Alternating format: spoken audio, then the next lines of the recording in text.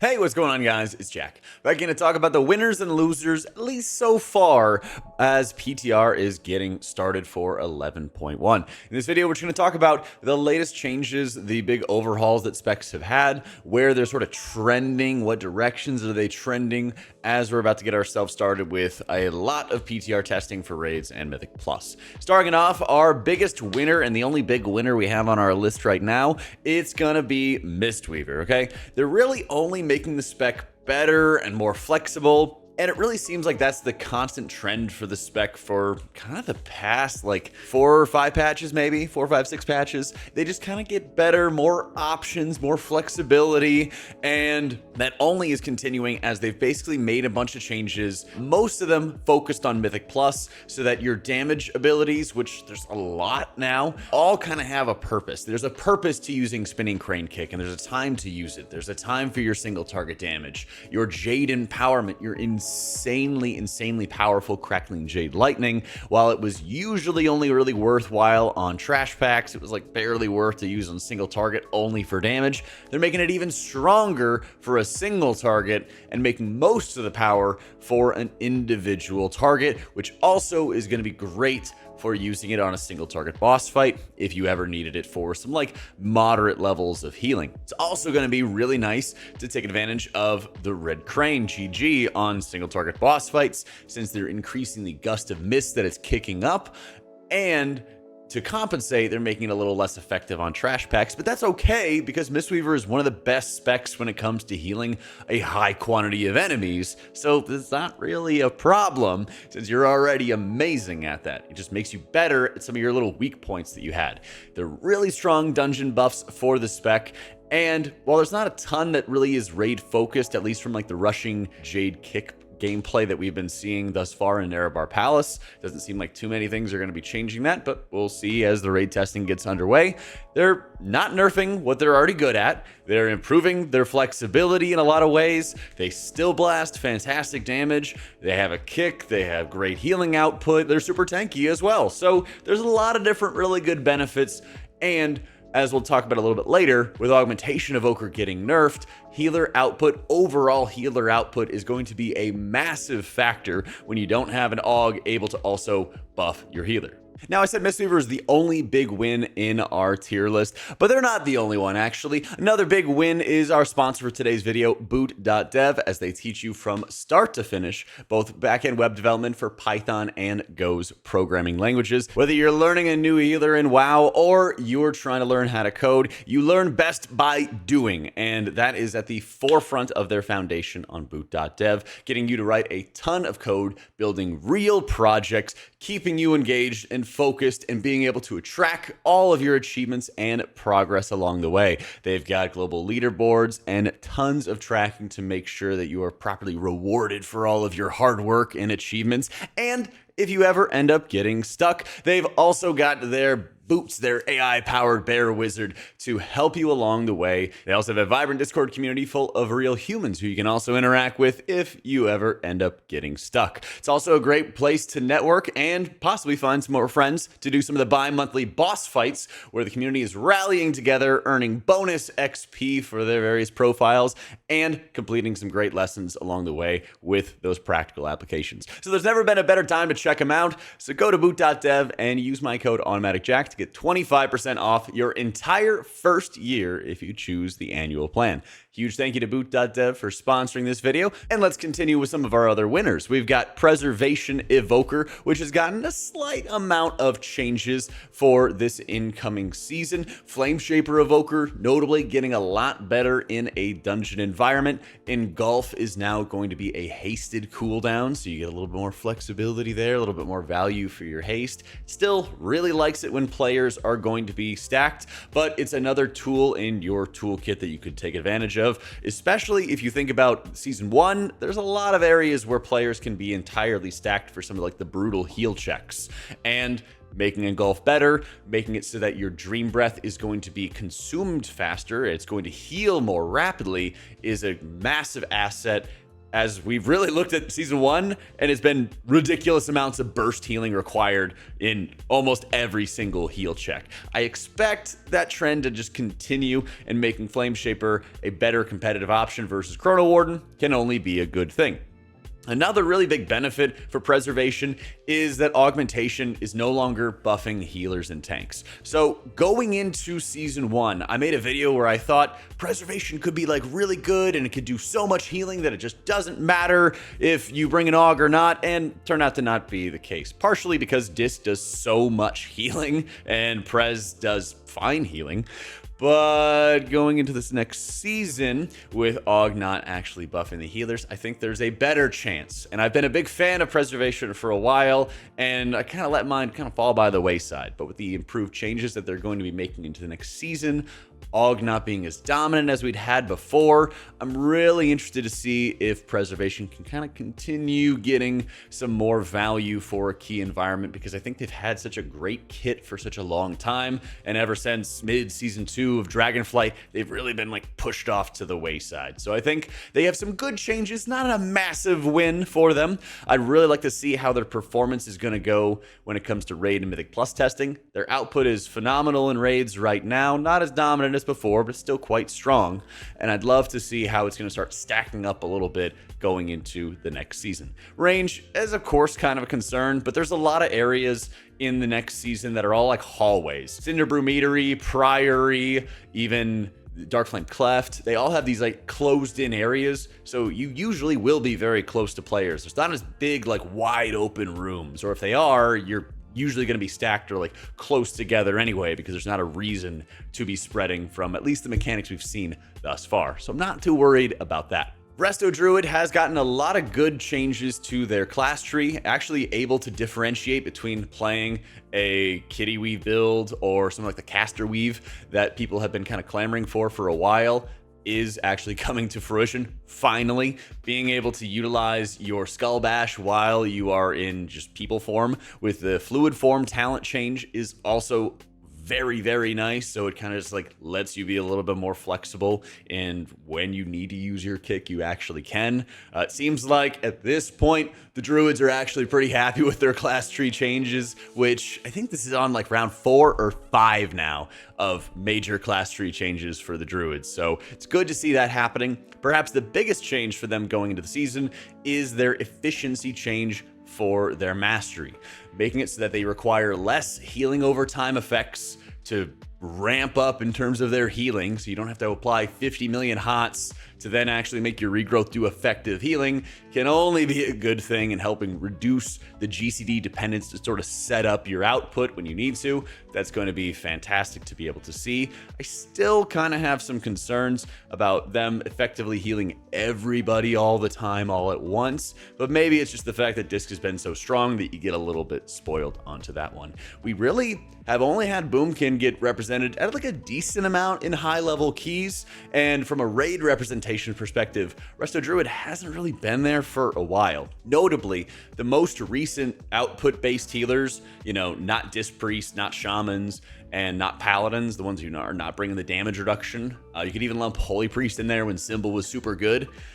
When it comes to those raw output healers, Preservation and Mistweaver have both kind of had their time to shine, and Resto really hasn't. And so I almost wonder if we're going to be trending into that direction where they're kind of letting some of the healers that are just living and dying in their world first raid representation each kind of have their time in the sunlight. And I wonder if it might be trending in Resto Druid's direction. Holy Priest, I'm going to have it at like the decent level. Time will tell as we need to get ourselves ready for what Mythic Plus testing is actually going to be bringing with us. I have them at a solid level because I like the changes that they've been making from like a raid perspective and just kind of making the rest of your kit more vibrant. But Holy was already very good in a raid environment and brought really key type of healing to your group in spot healing, single target healing.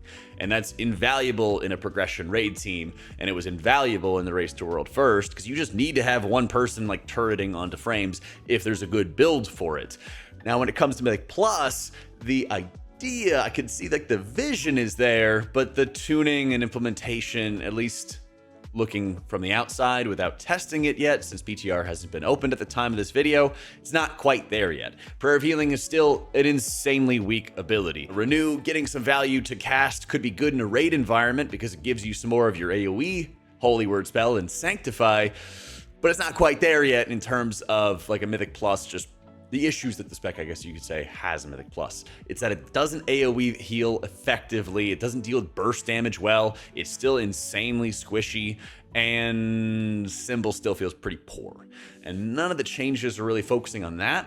It does seem like they're working to make the gameplay flow a lot better, but, you know, there's plenty of specs that people have enjoyed playing, but might also have some struggles and keys. And with our heavy FOTM environment that we have going on right now, we all know kind of how that goes. It sort of gets pushed out of the meta, pushed out, and gets harder to get invited to groups. So I would say right now, the spec is kind of just lacking in like tuning. I think there's going to be a couple different gameplay options for some of these talents that'll be pretty interesting to adjust around and how you're going to play around. Certainly trying to have the spec be more built around Apotheosis. Looks like it's going to be a good thing for Mythic Plus with how bursty the damage is, but it could be very dangerous when you don't have that uptime and you're kind of caught out and caught lacking, for lack of a better term, because Holy, like I mentioned, just does not do very well with that burst aspect. So more Prayer of Healing buffs would help this in a huge way, and we'll have to see how some of these hero talents are going to be coming around, because I've been a huge fan of Oracle for a while, and it's felt good with some of the 14s and 15s that I've been doing on my Holy Priest, but there's still a lot more weaknesses that didn't really get shored up by these changes. Resto Shaman's going to join Holy Priest on what I would call like the decent changes. It sucks that Shaman is losing Ancestral Guidance. The talent changes that they're making are like kind of cool. There's some more streamlining. You don't have to refresh your Water Shield or Earth Shield with some of the talent options that you have. There's some buffs to some Riptide talents. I assume that Guidance really was removed because it would just be so insane for like Ellie and Enhance, and they kind of just noticed that people macroed Ascendance and Guidance together with Resto, so they said, screw it, let's just get rid of everything in the process. That said, it is kind of annoying to lose another powerful cooldown. I do like some of the streamlining with things like Mana Tide, but at the same moment, the spec sort of felt like it's capped at higher keys with the amount of burst damage that it could deal with, where you build up your High Tide, you have 2 back-to-back really strong chain heals coming off your Healing Stream totems or some of your other totems, and then that's about it. And then you have to start burning your mana bar down with surges to start keeping up with people. It's really noticeable in Season 1 how Disc doesn't care about mana whatsoever, and then almost every other healer has to care about it to varying degrees. You know, some people might have to like drink once or twice a run, like when I play Holy Priest, but like Shaman, I have to make sure I constantly keep up with it. If I finish a trash pack at 50%, I gotta take a sip, go into the next pull, finish that, take a sip, so I can actually stay up with it and not have some sort of risks of ooming onto an important boss fight where we're, you know, pulling from pack to pack to pack. I also noticed that while they're streamlining the spec overall, they're not really doing anything to make changes for Farseer Shaman, which notably has to cast Healing Rain a lot more frequently, and ideally you're using Unleash Life about on cooldown to start summoning Grandma and Grandpa to help you fight. And so it feels like it takes forever to get your Chain Lightning damage off. It feels like it's constant battle of maintenance for maintaining your Healing Rain, maintaining your Unleash, and then actually trying to weave in some damage globals in an environment where we already had Acid Rain nerfs for Shaman, and Shaman's not even close to being like a top damage spec in a key environment. And they certainly don't add a ton of extra damage in a raid environment either. So, especially when you consider that Disc Priest is like the god of passive damage in a raid environment and is like top 2, top 3 in a key environment. So, really strange for Shaman that it's not really getting a little bit more focus onto that one. But, I mean, that's kind of been the trend all of Dragonflight as well, so I guess we can't be too terribly surprised. Next up for changes, we've got the L rank, and Discipline has kind of taken a fat L with their changes. We mentioned in our previous video, the spec is getting a whole host of changes, which are reducing their flexibility, reducing the amount of shields that they're able to cast by removing Rapture, and the Train of Thought talent, which would give cooldown reduction to your shields. They're reducing your Shadow Covenant uptime, which is coming from your Mindbender, your Squid, your helpful little Void Wraith friend. by making it so that Smite no longer gives cooldown reduction. Now that's a good thing, but they're keeping Penance and Mind Blast for cooldown reduction, which means that you have to cast those abilities on cooldown all the time to get reduced Shadow Covenant uptime, because they made the buff, the cooldown reduction from casting them, stronger to compensate for not having to smite. And so you have to be super focused on hitting these buttons on cooldown to not lose out on Shadow Covenant uptime. Your tier set bonus is incentivizing you to cast Shield all the time, because when it gets consumed, it'll give you that insurance buff. And that's also going to be an issue as well, since you can't really like hold your shields for specific moments. You're just going to be incentivized to be casting shields on cooldown so you don't miss out on extra insurance buffs all the time. Really frustrating having to deal with that. I don't think that Disc is going to be... Well, I hope Disc is not going to be dead in the next season. The good news is that Voidweaver is still very strong, and that's a nice asset for the spec, since that's really like the biggest source of their burst healing is the Voidweaver Rift Explosion and the empowerment to your Smite and transforming it into Ascended Blast. Those are all really big boons, and those are mostly still intact as like the ticking damage, the AoE damage that wasn't really doing a lot of healing of your Rift was nerfed, not the actual burst at the end. And so there's some positives that are coming down from it, but it definitely feels like we're going backwards, at least at the moment. They're trying to make it so that your dots are going to be better on AoE packs. And what this does is it reminds me of Mistweaver, where like you could use your Chain Lightning as a Mistweaver when it's empowered, and you could just like heal through crazy damage and you'd be having the time of your life. And it seems like from their notes, they're like, yeah, we want the dots to be really strong and really valuable. And it's like, well, cool, but like, did we need that? I would like it if they were stronger, but I don't know how they actually scale our dots high enough. Like they'd have to really, really scale them up. I can't even begin to tell you how weak Shadowed Pain is right now. They'd have to massively buff them to make it feel really noticeable that you have all these dots running on enemies and they're all converting into extra bonus healing for you, because you're not going to notice a bunch of little ones pop up. So, and that's kind of where we're at the moment, especially since they removed Purge the Wicked, which also had a dot buff to it that was basically doubling the amount of damage of Shadowed Pain. So to compensate, they buffed Shadowed Pain only by like 40% or something. So it's a major issue that they have to deal with, and whenever they realize that, there'll almost certainly be Shadowed Pain buffs coming in, but I don't know how they also deal with the reduced Shadow Covenant uptime, and I feel like they made the spec gameplay-wise just feel worse with how much extra rigidity they added into place. So they kind of like tried to fix some problems, ended up making some things feel worse along the way, and so I think Disc, at the moment, unfortunately, taking a step back in 11-1. I'd also argue that Holy Paladin is in the same position. It's great, they got double freedom, they got that Unbound Freedom talent that Rhett and Prot both got ages ago, so now Holy Paladin can also have double freedom. Yay, right? But they've nerfed some of the key hero talents related to Avenging Crusader Lightsmith Paladin. Hammer and Anvil was when your judgment crits, it unleashes a burst of healing. They nerfed that. Blessed Assurance, where it buffs your next spender ability, your Crusader Strikes damage, which would then transfer into more healing when your Avenging Crusader Wings is up. They really heavily nerfed that. And those were like the bread and butter of what was making Avenging Crusader Lightsmith Paladin good. And then they're focusing on buffing up caster-specific talents and allowing you to like cast Holy Light more frequently without buffs and making that more valuable. And I just think that is such the wrong direction to take the spec. With how slow it is to cast Holy Lights and how weak Flash of Lights feel, it's not really spells you want to be casting in melee. When Mistweaver had their caster-centric gameplay, they'd usually like roll out of melee, begin their ramp, begin their focus, because melee and casting in there, sitting there for a second and a half and casting a spell is so dangerous and so annoying when you can't see stuff under your feet, and they're trying to incentivize Paladin to do that, at least. Or at least it seems that way with like every 30 seconds when you have like your Divine Favor buff at a Prism or something along those lines, while also nerfing melee wings builds. I don't think Paladin was even like...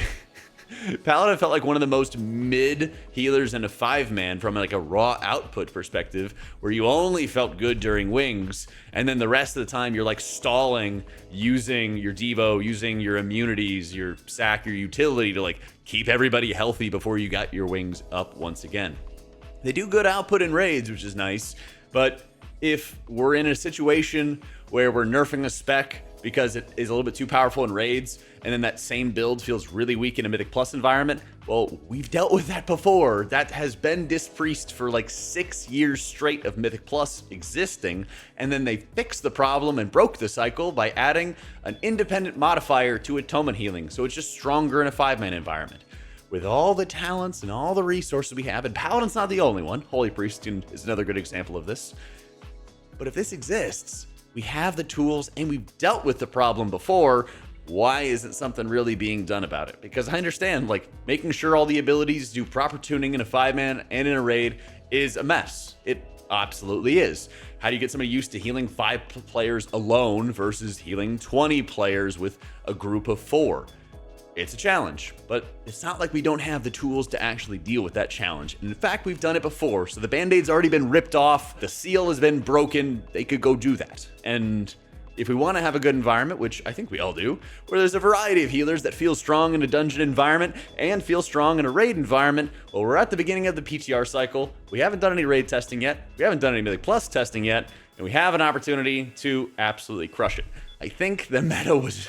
As much as I love playing Dispriest in high keys, I think we can all agree that the meta was way too lopsided in Season 1, and we don't have to continue that trend at all. Like, especially when we're in new patches and new cycles, this is the opportunity for them to start breaking these cycles, make things feel better, because I'm sure you guys all have your own main on this list that might be different than mine, and you want to just play that.